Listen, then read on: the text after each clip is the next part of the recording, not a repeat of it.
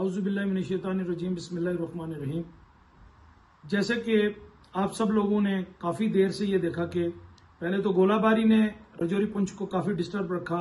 اور اس کے بعد اللہ تبارک و تعالیٰ کی طرف سے جو بارشوں کا قہر رجوری پنچ کے اوپر آیا، اس میں بھی ہم نے دیکھا کہ بہت سارے لوگ متاثر ہوئے، جس میں خاص کر مینڈر کا ایریا، پنچ کا ایریا، سرنکوٹ کا ایریا، لیکن پرٹیکولر اگر آپ دیکھیں گے تو سنگیوٹ، کالابن اور گرسائی کا ایریا یا پورے مینڈر کا بھی بہت سارے ایریا اس کی چپیٹ میں آیا۔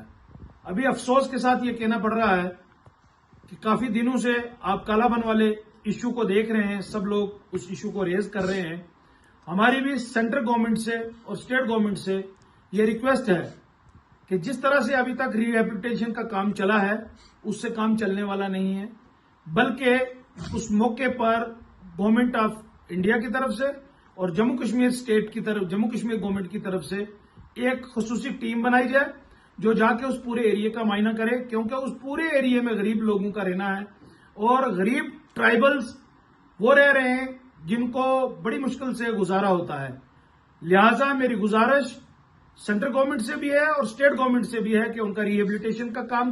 اچھے سے دیکھا جائے اور ایک اچھا خصوصی پیکیج بنا کر ان لوگوں کی مدد کی جائے۔ میں ایک بار پھر یہ کہنا چاہوں گا کہ جس طریقے سے ابھی تک جو پیسہ پہلے بھی لینڈ سلائیڈ کے لوگوں کے لیے آیا ہے وہ سفیشینٹ نہیں ہے۔ وہ پیسہ BDO's آفس سے جو دیا جا رہا ہے وہ بھی مجھے لگتا ہے کہ چیلوں کو خوش کرنے کے لیے، جو پولیٹیکل چیلے ہوتے ہیں جنہوں نے سیاسی لوگوں کو چلانا ہوتا ہے، ان کے ہی کہنے پر وہ جا رہا ہے، باقی غریب لوگوں تک وہ مدد بھی نہیں پہنچ رہی ہے۔ لہٰذا میں گزارش کروں گا ڈپٹی کمشنر پنچ سے بھی، SDM صاحب سے بھی، LG صاحب سے بھی اور چیف منسٹر صاحب سے بھی کہ جو بھی پیسہ گراؤنڈ پہ آئے اس کے اوپر پوری نظر رکھی جائے اور وہ پورے اچھے طریقے سے غریب لوگوں تک، جنمن لوگوں تک وہ پہنچنا چاہیے۔ دوسری میری یہ گزارش پولیٹیکل لوگوں سے ہے